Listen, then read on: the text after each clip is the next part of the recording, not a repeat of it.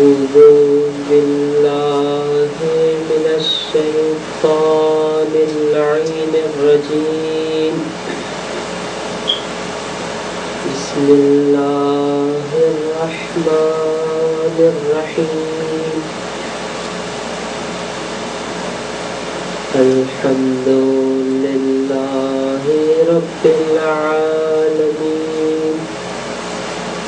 والصلاة والسلام على أشرف الأنبياء والمرسلين حبيب إله العالمين أبي القاسم المصطفى محمد اللهم صل على محمد وآل محمد وعلى آل بيته الطيبين الطاهرين المعصومين المظلومين سيما بقية الله في الأرضين روحي وأرواح العالمين بتراب مقدمه الفدا ولعنة الله على أعدائهم أجمعين من الآن إلى قيام يوم الدين اللهم لعن أول ظالم ظلم حق محمد وآل محمد وآخر تابع له على ذلك اللهم لعن الإصابة التي جاهدت الحسين وشايعت وبايعت وتابعت على قتله اللهم لعنهم جميعا رب اشرح لي صدري ويسر لي أمري واحلل عقدة من لساني يفقهوا قولي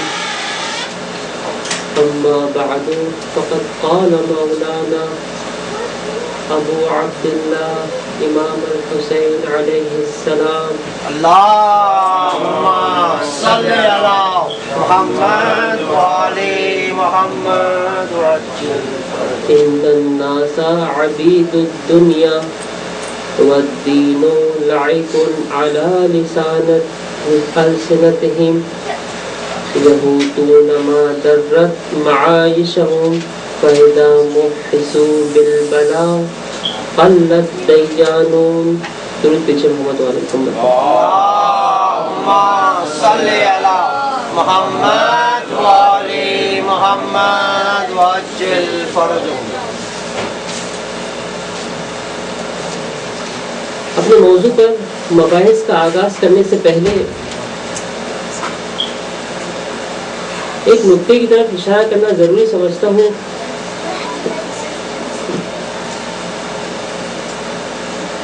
جیسے میں نے پہلے بھی آپ کے سامنے عرض کیا کہ خداوند عالم کے شکر گزار ہیں کہ ہمارے معاشرے کے اندر ہمارے بچوں کے اندر یہ صلاحیت موجود ہے کہ وہ ذکر اہل بیت انجام دیتے ہیں. مرثی نوحوں اور دیگر طریقوں سے اہل بیت کا ذکر خاص طور پہ کربلا کی یاد کو زندہ رکھا ہے. لیکن عزاداران امام حسین اس بات کو یاد رکھیے گا کہ کربلا کی تاریخ ہمارے پاس مرقوم موجود ہے اور بہت دقیق تاریخ خداوند عالم کے شکر سے ہمارے پاس موجود ہے. ہمیں اس بات کی ضرورت نہیں ہے کہ ہم وہ چیزیں جو واقعات جو کربلا میں پیش نہیں آئے وہ ائمہ معصومین کی طرف نسبت دیں. کربلا میں رلانے کے لیے جو واقعات موجود ہیں کافی ہے اور اس قدر درد مندانہ مناظر موجود ہیں کہ ہمیں جعل کرنے کی کوئی ضرورت نہیں ہے. تاریخ میں تحقیق کرنے والے ایسا نہ ہو کہ کل کو جب ان واقعات کے بارے میں تحقیق کریں اور آپ کے اور میرے بچوں کو یہ پتہ چلے کہ یہ واقعہ پیش نہیں آیا تھا, اس کے حقیقت کا کوئی تعلق نہیں ہے, تو کل کو وہ اصل دین کے بارے میں شک کرنا شروع کر دیں, کل کو وہ اصل واقع کربلا کے بارے میں شک کرنا شروع کر دیں. کوشش یہ کریں خاص طور پر لوہوں کے اندر, خاص طور پر مرثیوں کے اندر جس حد تک ہو سکے وہ واقعات جو واقعتاً پیش آئے ہیں ان کو ہم مطرح کریں. ان کو پیش کیا جائے. سبحان اللہ. بعض ہمارے پاس شاید جن کو میں شخصی طور پر جانتا ہوں ایسے افراد موجود ہیں جس نے آج تک ایک بار مقتل کا مراجعہ نہیں کیا, مقتل کا مطالعہ نہیں کیا. میں نے جب ان سے پوچھا کہ آپ اشعار کیسے لکھتے ہیں, کہا کہ بس جو سنا ہے ممبروں سے کبھی کبھار اسی پر سوچتے ہیں اور پھر جو ہے اپنی مرضی سے اشعار کرتے ہیں. یہ طریقہ کار صحیح نہیں ہے, یہ حسین کا مقصد پھیلانے کا طریقہ کار نہیں ہے. کوشش کریں کہ ہم جو واقعات کربلا میں پیش آئے ہیں اس کی منظر کشی کریں. اگر میں مبالغہ نہ کروں تو یہ بات واضح طور پر ہمارے پاس موجود ہے کہ امام حسین کی شہادت کے بعد خانوادہ امام حسین نے کبھی کسی کے سامنے ہاتھ نہیں پھیلائے. یہ اس گھرانے کی دخترہ بیٹیاں اور مائیں تھی کہ جس نے اعلان کیا تھا کہ ہے ہاتھ من الذلہ, سبحان اللہ, ہمارے گھرانے کے لیے ذلت نہیں ہے. انہوں نے کبھی کسی کے ہاتھ پہ ہاتھ نہیں پھیلائے, کبھی کسی سے پانی نہیں مانگا, کبھی کسی سے کھانے کے لیے کچھ نہیں مانگا. یہ عزت والا گھرانہ ہے اور عزت کے ساتھ انہوں نے یہ کربلا کا چند دنوں کا سفر جو ہے طے کیا ہے. لہذا کوئی بھی ایسا کام, ایسی فعل, ایسا عمل ہم اہل بیت علیہم السلام یا ان کے گھر والوں کی نسبت نہ دیں کہ جو واقعتاً پیش نہیں آیا. کوشش کریں کہ حقیقی واقعات کو سمجھیں اور اس کو جو ہے وہ اپنی آئندہ نسل تک منتقل کریں. ایک بار درود بھیجیں محمد والوں پر. اللہم صلی علی محمد وعلی محمد. ہماری بحث اس موضوع کے بارے میں ہو رہی تھی جو اصحاب امام حسین کی صفات اور دشمنان امام حسین کی کوالٹیز کے بارے میں تھا. ہدف یہ ہے کہ اصحاب امام حسین کی صفات کو سمجھ کر اس پر عمل کرنے کی کوشش کریں, اپنے معاشرے کو اس سے مزین کرنے کی کوشش کریں, اور دشمنان اہل بیت کی صفات کو سمجھ کر اس سے اپنے آپ کو, اپنے گھر والوں کو, اپنی اولاد کو اور اپنے معاشرے کو دور کرنے کی کوشش کریں. تو پہلی صفت کہ جس کا تذکرہ کیا گیا کہ جو اصحاب حسین میں مکاتب میں اور تاریخ کی کتابوں میں جا بجا اس کا ذکر کیا گیا ہے وہ تھا کہ یہ افراد قاری قرآن اور قرآن کی تلاوت کرنے والے تھے. قرآن سے ایک خاص لگاؤ, ایک خاص انس اور ایک خاص رغبت تھی ان شہدائے کربلا کو, ان امام حسین کے پروانوں کو. میں بہت زیادہ تفصیل میں نہیں جاؤں گا قرآن کے حوالے سے مباحث کو, کیونکہ ہماری جو بحث ہے اس میں بہت سارے ایسے موضوعات ہیں اس پہ گفتگو کرنی ہے. لیکن بحث کی فقط تکمیل کرنے کے لیے تاکہ بحث ادھوری نہ رہ جائے میں چند نکات کی طرف یہاں پہ اشارہ کرتا چلوں. قرآن سے ارتباط کے بارے میں, قرآن سے رابطے کے بارے میں چند مراتب ہیں, چند درجات ہیں, چند طریقہ کار ہیں کہ جو معصومین علیہ السلام کی روایتوں میں ہمیں ملتے ہیں کہ جس کے ذریعے سے ہم اپنا ارتباط, اپنا رابطہ قرآن کے ساتھ برقرار کر سکتے ہیں. اس میں سے ایک سادہ سا طریقہ اور ایک ابتدائی طریقہ جو ہم میں سے ہر کوئی اپنا سکتا ہے, روایات میں یہ آیا ہے. خود کافی کے اندر یہ روایت موجود ہے. اصول کافی ہماری مستند ترین کتابوں میں سے ایک کتاب ہے. اس کے اندر امام جعفر صادق علیہ السلام سے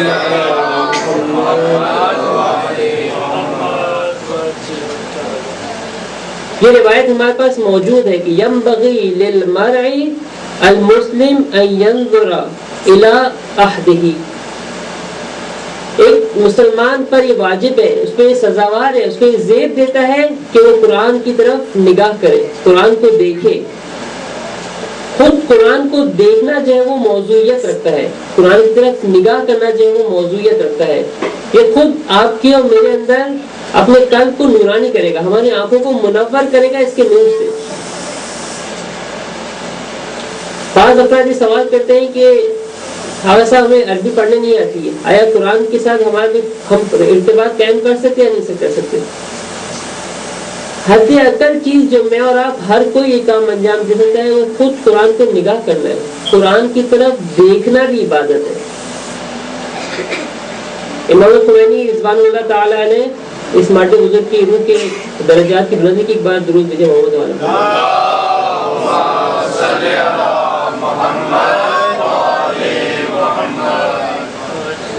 کہ دقیق جملے مجھے یاد نہیں ہے، لیکن اس کا مفہوم کیسے اس طرح سے تھا کہ جب امام خمینی رضی اللہ عنہ سے کسی نے اس طرح کا سوال کیا تو امام نے کہا کہ اگر ایک عاشق کے پاس اس کے معشوق کا نامہ آتا ہے، اگر ایک عاشق کے پاس اس کے معشوق کا لیٹر آتا ہے کہ جو کسی وجہ سے وہ پڑھ نہیں سکتا، وہ کیا کرتا ہے؟ اس نامے کو ہر وقت اپنی آنکھوں کے سامنے رکھتا ہے، ہر وقت اسے دیکھتا رہتا ہے، اس پہ نگاہ کرتا ہے۔ تو اس سے پوچھے کہ کیا کر رہے؟ کہے گا یہ نامہ، یہ لیٹر میرے معشوق کی طرف سے ہے، اس کو دیکھ کر مجھے معشوق کی یاد آ جاتی ہے، یہ مجھے اپنے معشوق کی یاد دلا دیتا ہے۔ قرآن ہمارے خالق کی طرف سے ہمارے لیے ہدایت کا سبب لے کر آیا ہے۔ اگر میں اس کو مطالعہ نہیں بھی کر پاتا تو پہلے مرحلے پر خود اس کو دیکھ کر، اس کی طرف نگاہ کر کر اپنے خالق کو یاد کر سکتا ہوں۔ خود یہ دیکھنا مجھے اور آپ کو مجبور کرے گا کہ آہستہ آہستہ ہم قرآن سیکھنے کی طرف بڑھیں گے، ہم قرآن سے اور زیادہ انس برقرار کرنے کی کوشش کریں گے۔ بس قرآن کی طرف دیکھنا بھی عبادت ہے۔ کوشش کریں کہ اس حد عقل استفادے سے اپنے آپ کو محروم نہ رکھیں۔ جب ذکر آ گیا دیکھنے کا تو میں ایک بات بتانا چاہوں، فقط چند چیزوں کی طرف دیکھنے کو روایات میں عبادت قرار دیا گیا ہے۔ ایک کلام خدا کہ جو قرآن ہے، ایک خدا کا گھر کہ جو بیت اللہ ہے، اور ایک وہ شخصیت کہ جس کا چہرہ وجہ اللہ ہے، جس کی آنکھ عین اللہ ہے، جس کا ہاتھ ید اللہ ہے، جو خود سر تقویٰ خدا بند عالم کی آیت عظمیٰ ہے، اس کا نام حضرت علی علیہ السلام ہے۔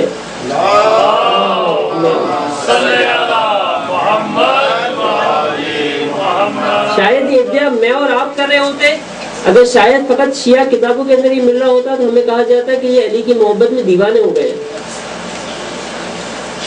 منا سنی کتابوں کے اندر ام المومنین حضرت عائشہ سے روایت ہے، خود ام المومنین یہ فرماتی ہیں کہ رسول خدا صلی اللہ علیہ وآلہ وسلم نے فرمایا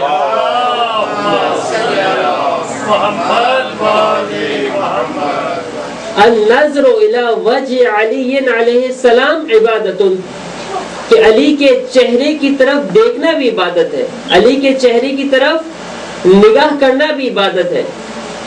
خود اہل سنت کی ایک اور کتاب کے اندر ابو ہریرہ سے روایت ہے، وہ شخص کہ جو کسی اور چیز کے اندر بہت مشہور تھا، لیکن بعض حقائق ایسے تھے جس کو چھپانے کے لیے یہ ان لوگوں کے لیے بھی ممکن نہیں تھا۔ اتنی زیادہ کثرت سے یہ روایات موجود ہیں کہ جو چھپانا چاہتے تھے وہ بھی اس بات کو چھپانا سکے۔ ابو ہریرہ یہ روایت کرتے ہیں کہ میں ایک بار دیکھا کہ معاذ ابن جبل، جس کے بعد کل بھی میں نے ان سے ایک روایت نقل کی آپ کے سامنے، جب معاذ کے پاس جاتے ہیں دیکھتے ہیں کہ علی کے چہرے کی طرف بہت غور سے نگاہ کر رہے ہیں، ایک لمحے کے لیے پلک نہیں جھپک رہے۔ ابو ہریرہ نے حیرت سے پوچھا کہ معاذ ایسا لگتا ہے کہ پہلی بار علی کو دیکھا ہے، پہلی بار علی کی طرف نگاہ کر رہے ہو؟ کہا کہ میں نے خود اپنے ان کانوں سے سنا ہے کہ رسول خدا صلی اللہ علیہ وآلہ وسلم نے فرمایا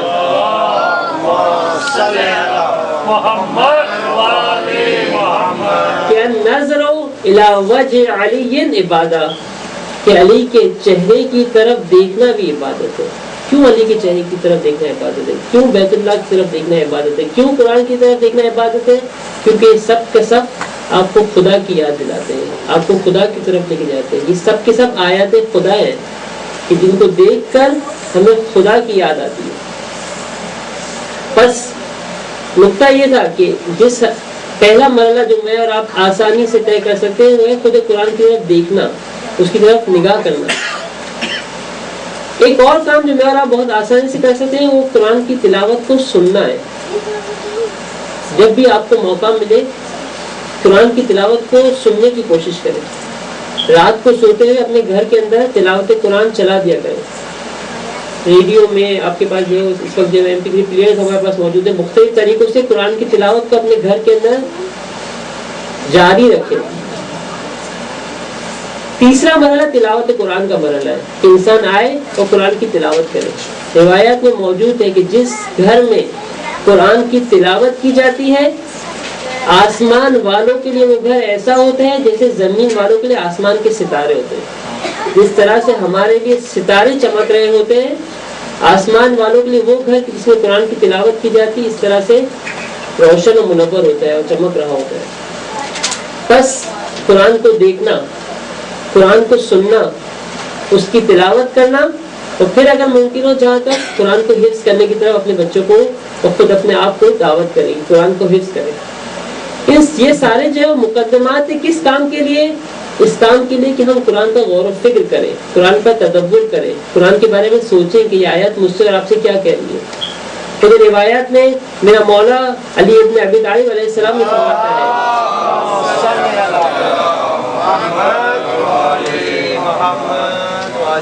کہ جس تلاوت کے اندر تفکر نہ ہو اس تلاوت کا کوئی فائدہ نہیں ہے. قرآن کی جب قرآن کی آپ تلاوت کرتے ہیں، اگر کبھی موقع ملے تو قرآن سے ابتدا میں یا قرآن کے آخر میں ایک دعا ہے کہ جو قرآن کی تلاوت کرنے کی یا ختم قرآن کے بعد کی دعا ہے، اس کے اندر بھی صراحتاً امام معصومین علیہ السلام نے ہمیں یہی دعوت دی ہے کہ جس کے اندر دعا کی جاتی ہے کہ اللہم لا تجعل قراءتی قراءتا لا تدبر فی، کہ میرے معبود ایسا نہ ہو کہ میں قرآن کی تلاوت کروں لیکن ایسی تلاوت ہو، ایسا پڑھنا ہو کہ جس کے اندر تدبر و تفکر نہ ہو. بس کوشش کریں کہ ان تمام مراحل کو طے کرتے ہوئے جس حد تک ہو سکے قرآن کا غور و فکر کریں، قرآن کو سمجھنے کی کوشش کریں. اور یہ جب سارے مقدمات میں اور آپ فراہم کریں گے تو قرآن، جس طرح سے میں نے کل بھی آپ کے سامنے کہا کہ شفاء للصدور ہے، قرآن آ کے پھر میرا اور آپ کا معالجہ کرے گا. میری آپ کی تمام مشکلات کا حل اسی قرآن کے اندر موجود ہے. لا رد ولا یابس الا فی کتاب مبین، بس تمام خشکتر اس کتاب کے اندر موجود ہے. فقط کوئی حکیم چاہیے، کوئی فکر کرنے والا چاہیے جو آئے اور ان کلمات کو غور و فکر کرے اور ان کے حقائق کو، ان خزانوں کو، ان موتیوں کو جس سمندر کی گہرائی میں چھپے ہوئے اس کو نکال کر میرے اور آپ کے سامنے پیش کرے اور ان مشکلات کو حل کرے. ایک بار درود بھیجیے محمد علیہ وسلم.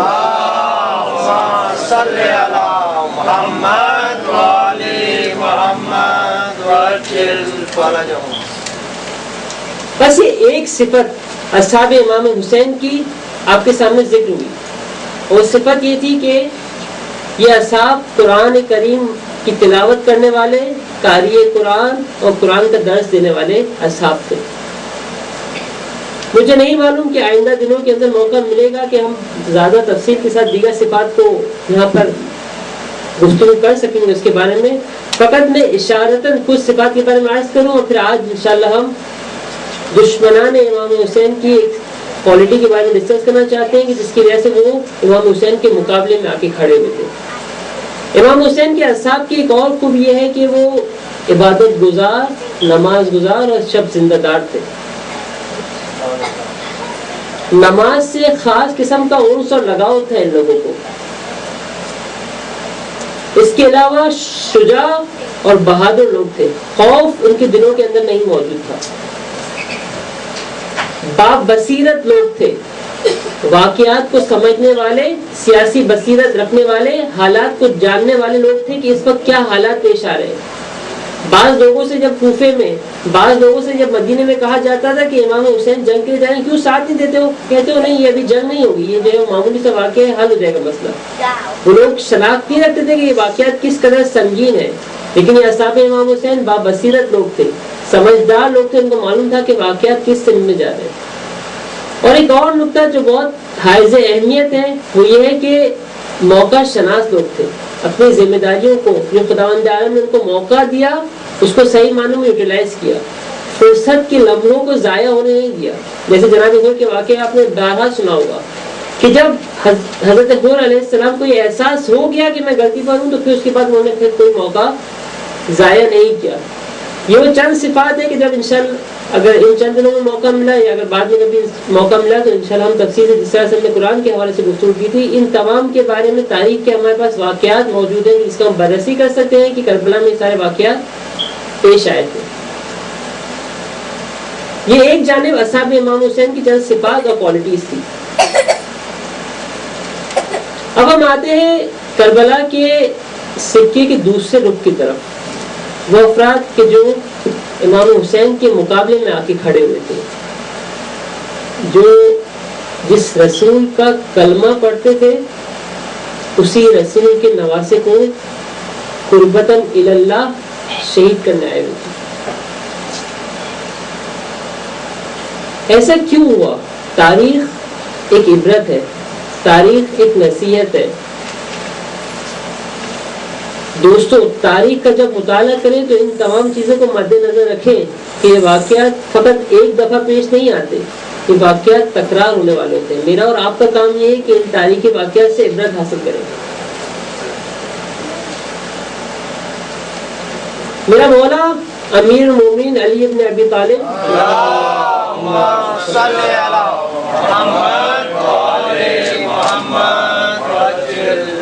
کا ایک وصیت نامے کی چند ایک کلمہ میں نے کل آپ کے سامنے پیش کیا۔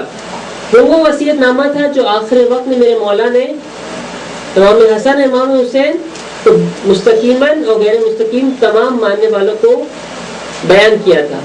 میرے مولا کا ایک اور وصیت نامہ، بہت طولانی وصیت نامہ اور بہت دقیق وصیت نامہ، جو میرے مولا نے جنگ صفین کے بعد اپنے ہاتھوں سے تحریر کیا تھا۔ اس وصیت نامے کے اندر میرا مولا تاریخ یا ہسٹری کو پڑھنے کی ایک علت بتاتا ہے کہ تاریخ کو کیوں پڑھنا چاہیے اور تاریخ کو کیسے پڑھنا چاہیے۔ اپنے بیٹے امام حسن علیہ السلام کو وصیت کرتے میرا مولا کہتا ہے کہ بہت خوبصورت وصیت نامہ ہے۔ میں بات کل بھی آپ کے سامنے عرض کیا تھا، وہ میرے مولا کے آخری کلمات تھے۔ یہ میرے مولا کا وصیت نامہ اپنے فرزند کے بارے میں، اس کے ہر کلمے سے چند لمحے پہلے میرا مولا کہتا ہے یا بنیا، اے میرے فرزند، اے میرے دل بند۔ میں اور آپ اس بات کا عقیدہ رکھتے ہیں رسول خدا کی اس حدیث کے اوپر کہ انا والی ابوا حاضی الامہ۔ رسول خدا صلی اللہ علیہ وسلم نے کیا فرمایا؟ میں اور علی اس امت کے ابوا ہیں، باپ ہیں اس امت کے۔ تو یہ فرزندی اور پدری ختم ہونے والی نہیں ہے۔ روز قیامت کے بارے میں ملتا ہے کہ روز قیامت اتنا وحشت ناک دن ہوگا کہ جب باپ اپنے بیٹے سے بھاگے گا، جب ماں اپنی اولاد سے فرار کرے گی، جب بھائی بھائی کا ساتھ نہ دے گا، وہاں سارے رشتے ٹوٹ جائیں گے، فقط ایک رشتہ برقرار ہے، وہ ہے ولایت کا رشتہ، سبحان اللہ، وہ ہے علی سے محبت کا رشتہ، وہ علی سے کی امامت اور ولایت کا رشتہ۔ یہ ہے حقیقی پدر اور مادر۔ حقیقی پدر جو ہے وہ ہمارے یہ ہے۔ میرے مولا جب یہ وصیت فقط کر رہے ہیں اپنے مستقیم امام حسن کو، تو فقط امام حسن کے لیے وصیت نہیں ہے، ہر اس فرزند کے لیے وصیت ہے کہ جو اپنے آپ کو میرے مولا کا حقیقی فرزند سمجھتا ہے۔ آئیے اس وصیت کو اس طرح سے پڑھیں کہ میرے حقیقی باپ نے مجھے اس بات کی وصیت کی ہے۔ اور اس وصیت نامے میں میرا مولا تاریخ پڑھنے کی فلسفہ بتا رہے کہ ہمیں تاریخ پڑھنا کیوں چاہیے، ہمیں ہسٹری کا مطالعہ کیوں کرنا چاہیے۔ ایک واقعہ جو 1400 سال پہلے پیش آیا، میں کیوں اس کا مطالعہ کر رہا ہوں، کیوں قرآن کے اندر بنی اسرائیل کے اتنے واقعات بیان کیے، کیوں قرآن کے اندر جو ہے وہ قارون اور فرعون کے واقعات بیان کیے، مگر قرآن تاریخ کی کتاب ہے۔ کیوں قرآن کے اندر بسائے نوح کا واقعہ بیان کیا گیا، کیوں قرآن کے اندر حضرت نوح حضرت لوط کی زوجات کا واقعہ بیان کیا گیا، یہ سارے واقعات کیوں بیان کیے گئے، کیوں فرعون کی زوجہ کا واقعہ بیان کیا گیا ہے۔ ان سب کی علت میرا مولا اس چند جملوں کے اندر مجھے اور آپ کو بتا رہا ہے۔ اپنے بیٹے کو وصیت کرتے ہوئے میرا مولا کہتا ہے کہ یا بنیا انی وان لم اکن امرت عمر من کان قبلی، اے میرے بیٹے حسن، میری زندگی اتنی زیادہ نہیں تھی کہ میں ماضی میں حضرت آدم سے لے کر آج تک جتنے لوگ گزرے ہیں ان کے ساتھ زندگی کرتا، میری عمر اتنی لمبی نہیں ہے، لیکن ہاں میں نے ایک کام کیا ہے۔ وہ کام کیا کیا ہے؟ فقط نظرت فی اعمالہم، جو ان لوگوں نے کام انجام دیے اس پر غور و فکر کیا ہے۔ وفکرت فی اخبارہم، جو اخبار جو چیزیں مجھ تک تاریخ کی مجھے نقل ہوئی تھی اس پہ میں نے غور و فکر کیا ہے۔ ہمارا سوال ہے کہ مولا کیوں غور و فکر کیا ہے، اس سے کیا فائدہ ہونے والا ہے آپ کو؟ میرا مولا کہتا ہے حتی اتو کا دن، ایسا ہو گیا ہے کہ میں ان کے ساتھ زندگی گزاری ہے، ایسا ہے جیسے میں ان کے ساتھ رہا ہوں، ان کے ساتھ میں نے صبح و شام زندگی گزاری ہے. میرا مولا کہتا ہے کہ میں جب تاریخ کا مطالعہ کیا، اس پر غور و فکر کیا، تو اس کا فائدہ کیا ہوا؟ اس کا فائدہ یہ ہوا کہ ایسا ہو گیا کہ میں ان کے درمیان موجود ہوں، میں ان کے ساتھ موجود ہوں، جیسے میں ان کے ساتھ زندگی گزار رہا ہوں، میں نے صبح و شام ان کے ساتھ کیے ہیں.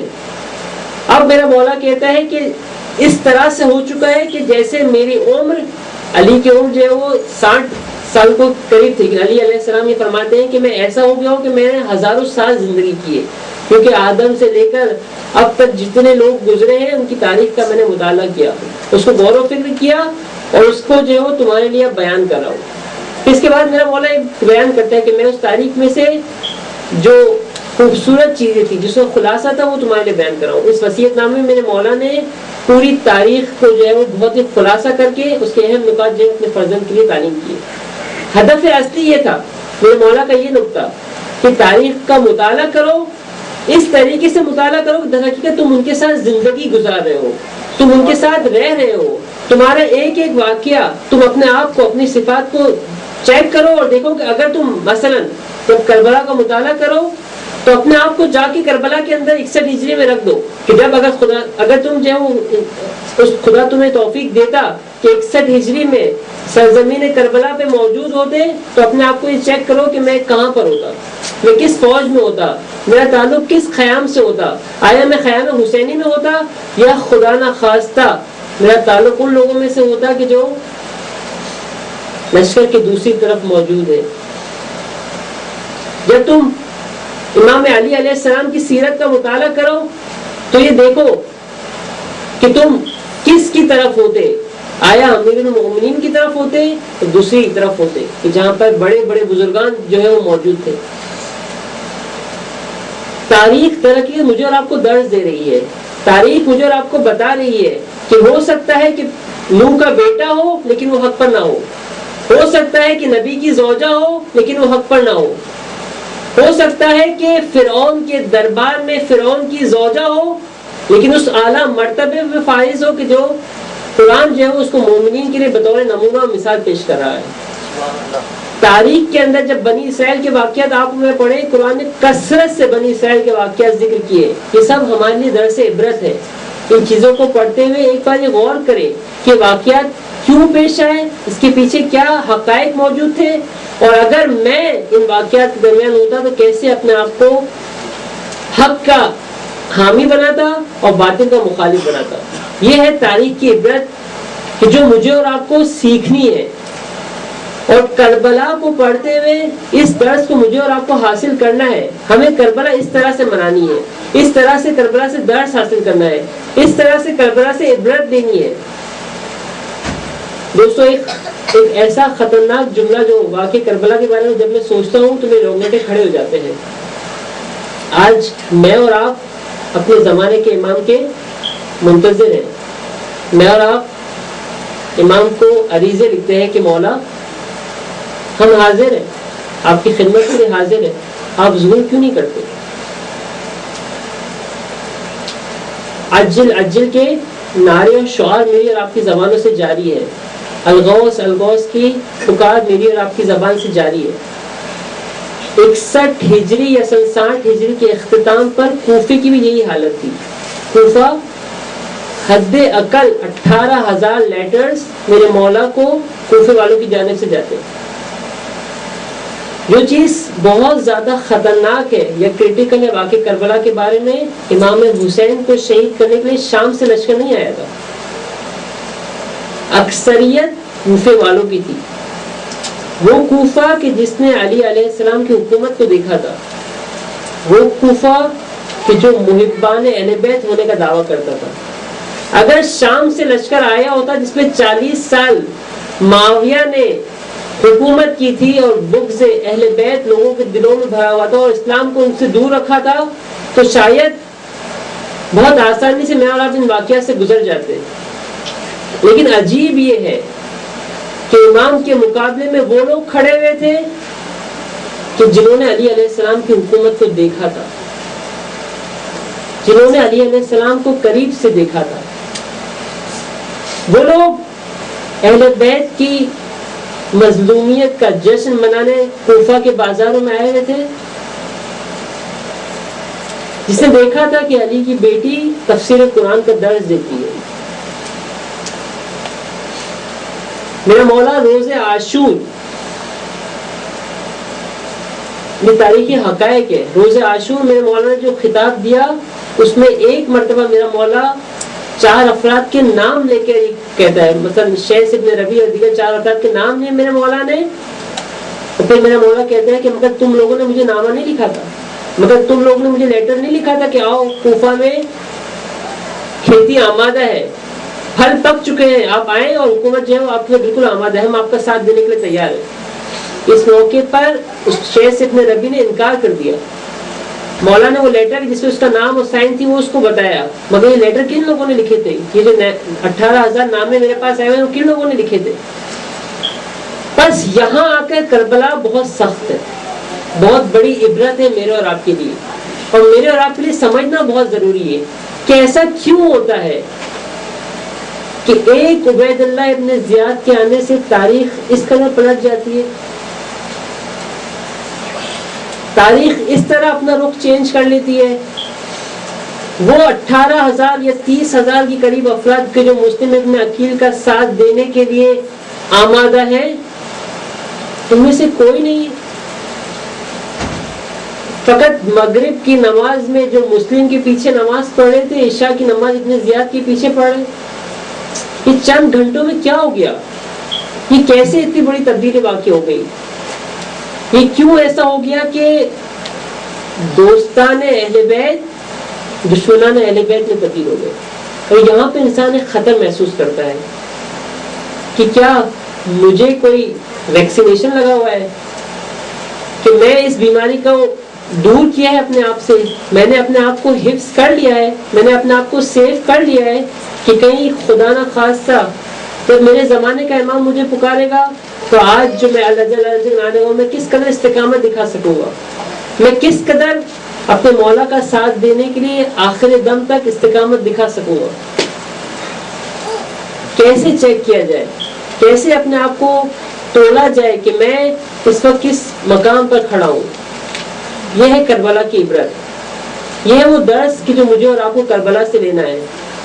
اور خاص طور پر میں جو آپ کو پہلے بھی ذکر کیا کہ جب دشمنان امام حسین کی صفات کو میں اور آپ بررسی کر رہے ہیں تو اس بات کو مد نظر رکھتے ہوئے بررسی کریں، اس بات کو سوچتے ہوئے بررسی کریں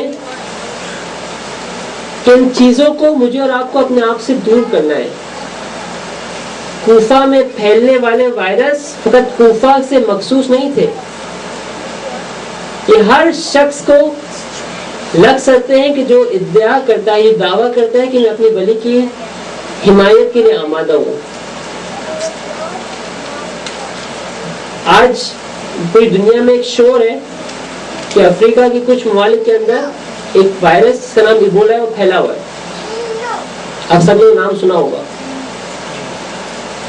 کینیڈا کے ایئرپورٹس پہ جو ہے وہ پابندی لگ جاتی ہے، بعض فلائٹس کو آنے نہیں دیا جاتا کہ جو ہے وہ ایبولا وائرس پھیلا ہوا ہے. اتنی زیادہ احتیاط کی جاتی ہے کہ جسم کو کی حفاظت کی جائے، جس کو 70-80 سال سے زیادہ زندہ نہیں رہنا ہے. اور جن ڈاکٹرز کو، جن نرسز کو وہاں بھیجا جاتا ہے ان کو بہت زیادہ پریکاشنز کے ساتھ بھیجا جاتا ہے. خاص قسم کے لباس پہنے جاتے ہیں، خاص قسم کے انجیکشنز اور خاص قسم کے کورسز کروائے جاتے ہیں، جس کے بعد ان کو وہاں بھیجا جاتا ہے تاکہ وہ اس وائرس ان کو نہ لگ جائے. کوفہ کے اندر پھیلنے والا وائرس ہم سب کو لگ سکتا ہے. اس کے لیے ضروری ہے کہ اپنے آپ کو ویکسینیشن کریں. اور ویکسینیشن کیا ہے؟ ویکسینیشن یہی ہے کہ میں اور آپ یہ جاننے کی کوشش کریں کہ وہ کیا مشکلات تھی، وہ کیا انفیکشن تھے جو کوفے والوں کے خون کے اندر شامل تھے، جو اپنے ولی کی مخالفت کرنے والوں کے خونوں میں شامل تھے. یہ کیسے ہوتا ہے کہ ایک شخص جو محبت علی کا دعویٰ کر رہا ہے وہ آ کے ان کے بیٹے کو مذل المؤمنین خدا نہ خاصہ کا خطاب دے رہا ہوتا ہے. یہ سب کچھ کیا ہے؟ یہ تاریخ کے کیا واقعات ہیں؟ یہ تاریخ میرے اور آپ کے لیے عبرت ہے کہ جو مجھے اور آپ کو سمجھنے کی ضرورت ہے. اور وہ خاص نقطہ، وہ اساسی نقطہ 5 یا 6 صفات یا کوالٹیز ہیں جس کو میں چاہوں گا کہ ایک حد تک آپ کے سامنے بررسی کروں، لیکن ان سب کا ریشہ ان سب کی بنیاد، ان سب کی اساس، وہ چیز کہ جو تمام بیماریوں کی جڑ ہے، اس کو میرے مولا امام حسین علیہ السلام نے ایک بار درود بھیجے محمد والا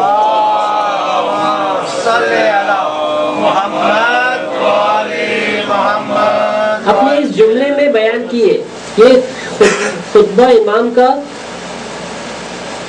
2 محرم کو میرے مولا نے کربلا میں وارد ہونے کے بعد یہ خطاب اپنے اصحاب اور اعزاء سے کیا تھا.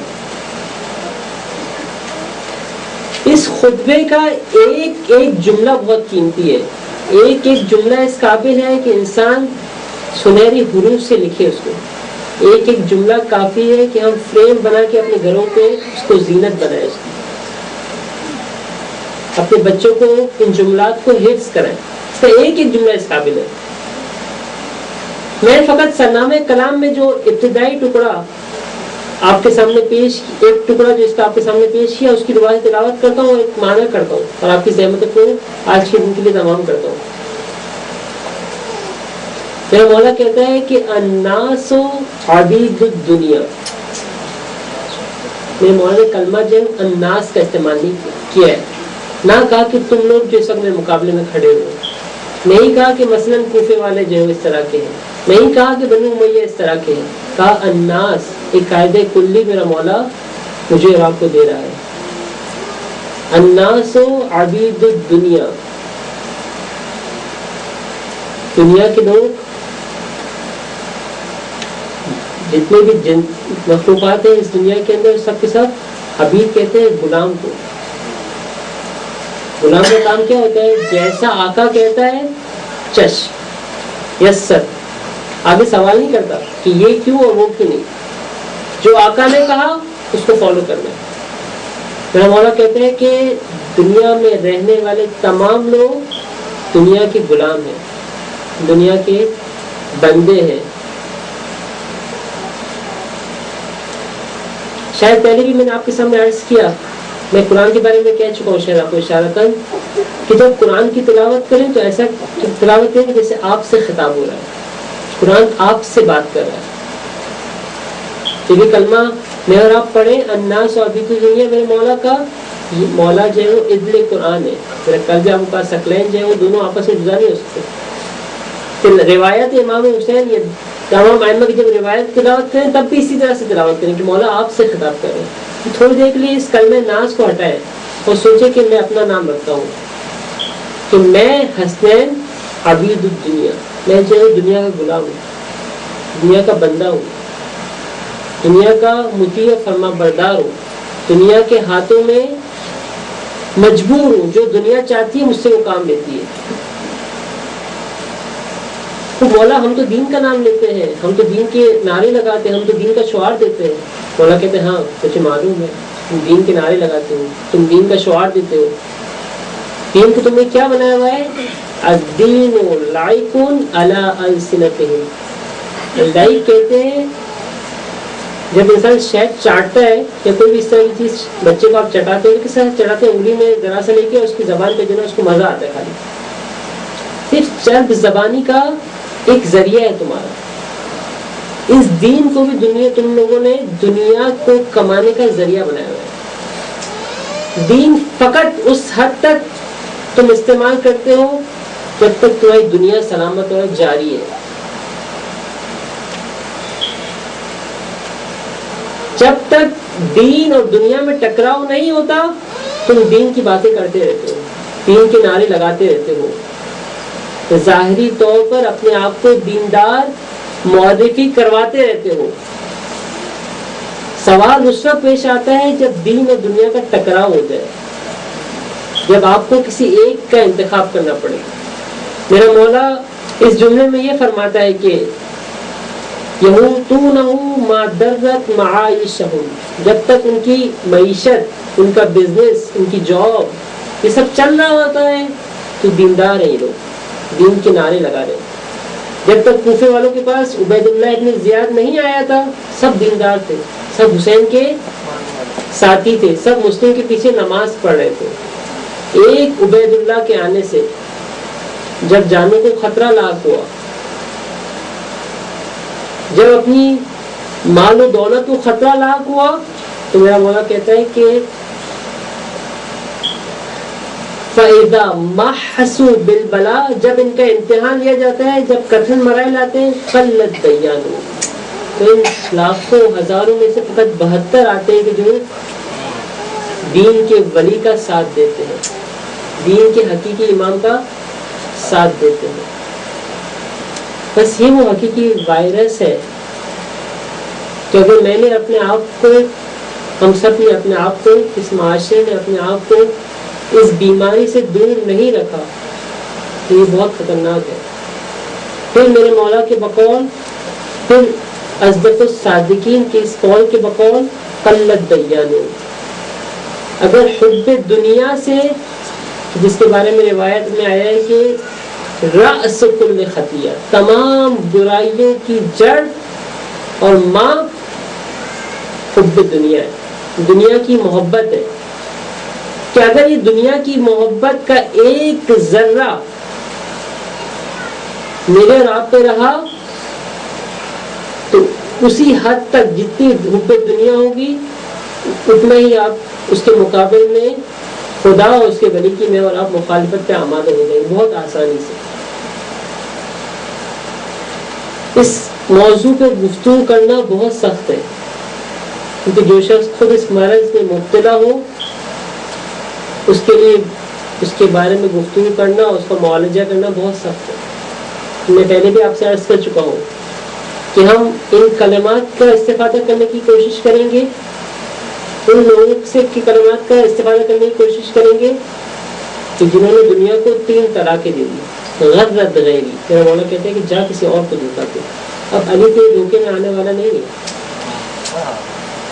علی کی نگاہ میں یہ دنیا،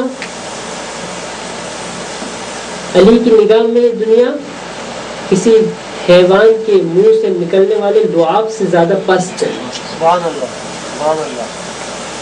علی کے ایک صحابی میرے مولا کی خدمت میں حاضر ہوتے ہیں. میرا مولا اپنے جوتوں کو سی رہا ہوتا ہے، اتنے زیادہ پیوند اس جوتے میں تھے. صحابی سوال کرتا ہے، مولا سوال کرتے ہیں کہ صحابی نے پہلے امام سے سوال کیا کہ مولا کب تک اس کو جو ہے وہ آپ سیتے رہیں گے اسی طرح سے؟ مولا نے اس سے کہا کہ اس جوتے کی قیمت تمہارے خیال میں بازار میں کتنی ہوگی؟ کہ اگر مفت بھی آپ کسی کو دیں گے تو کوئی لینے میں تیار نہیں. میں اپنی زبان میں عرض کر رہا ہوں. میرا مولا کہتے ہیں کہ اس دنیا کی ارزش میری نگاہ میں اس جوتی سے بھی کم ہے. سبحان اللہ، سبحان اللہ.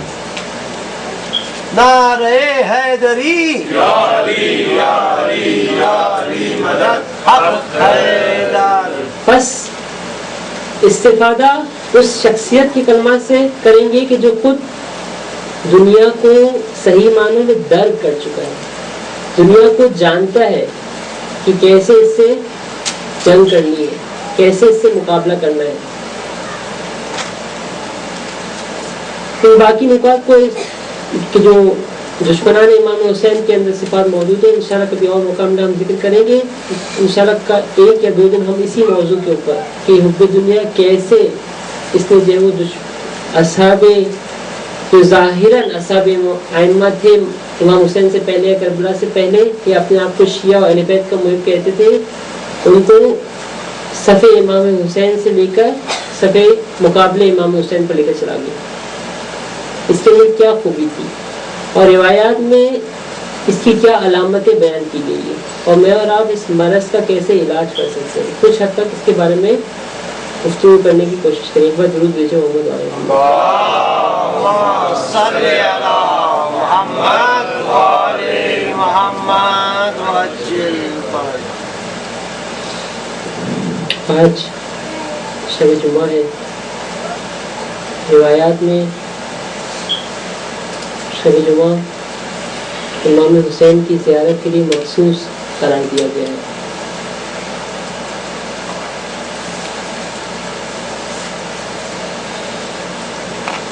آئیے امام کی بارگاہ میں اپنے معمول کے مطابق ایک سلام کرتے ہیں. بعض روایات کے مطابق جناب سیدہ آج کی رات اپنے فرزند کی زیارت کے لیے تشریف لاتی ہے.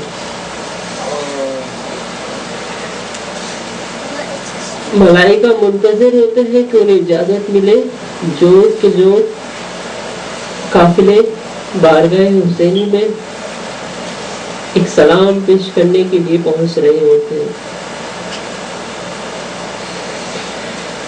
اس امید اور اس آرزو کے ساتھ اس سلام کو عرض کریں کہ مولا ہم سب کو یہ توفیق دے کہ بہت جلد کربلا میں آپ کے ذریعے کے سامنے پہنچ کر آپ کو یہ سلام کر سکے.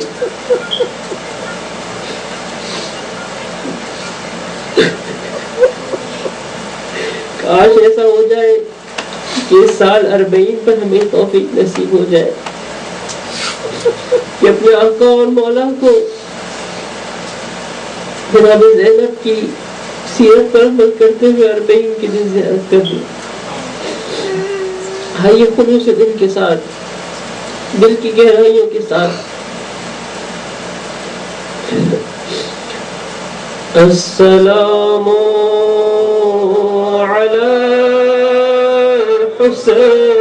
الحسین وعلی علی ابن الحسین وعلی اولاد الحسین وعلى أصحاب الحسين. جب کربلا کے میدان میں امام کے تمام اصحاب اپنی جانوں کا نذرانہ پیش کر چکے ہیں، اب فقط اہل بیت کے 18 نوجوان میرے آقا اور مولا کے گرد موجود تھے. وہ پہلی شخصیت کہ جس نے آگے بڑھ کے میرے مولا سے اجازت طلب کی رن میں جانے کی، وہ میرا آقا اور مولا علی اکبر علیہ السلام.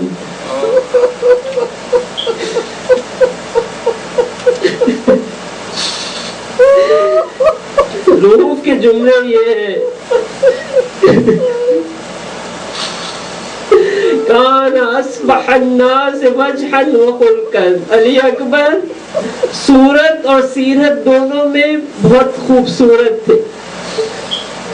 ہم صورت علی اکبر کی خوبصورت تھی، ہم سیرت علی اکبر کی اپنے کمال پر تھی.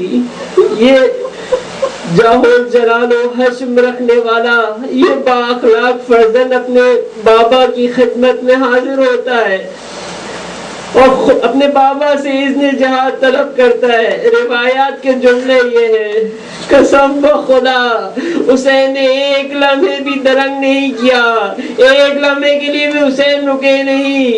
جہاں بیٹے نے اذن جہاد طلب کیا روایت کا جملے یہ فاذن لہ، اسی وقت میرے مولا نے علی اکبر کو اجازت دی کہ جاؤ علی اکبر میں نے تمہیں راہ خدا میں فدا کیا.